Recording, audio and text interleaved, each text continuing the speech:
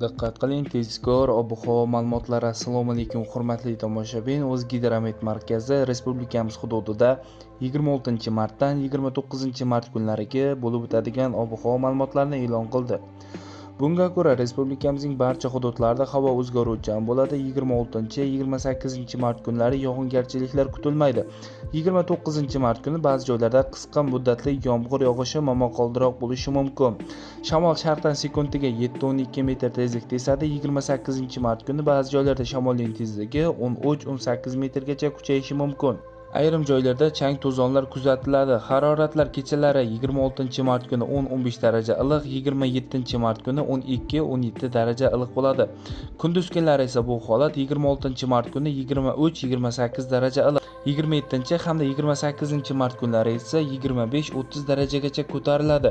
29-mart kuni esa 19-24 daraja iliq bo'ladi.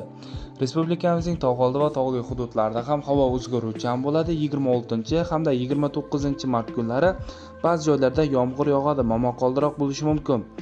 Baland tog'li hududlarda yomg'ir qorga ham aylanadi. 27 hamda 28-mart kunlari esa yog'ingarchiliklar kutilmaydi. Ba'zi joylarda tuman tushib turadi.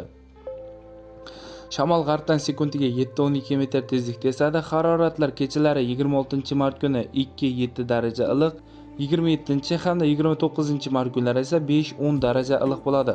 Kunduz kunlari 26 hamda 28-mart kunlari 13-18 daraja iliq, 29-mart kuni esa 10-15 daraja iliq bo'ladi. Sizlarga yetkazmoqchi bo'lgan xabarlarim shulardan iborat edi. E'tiboringiz uchun rahmat, sog' bo'ling, salomat bo'ling.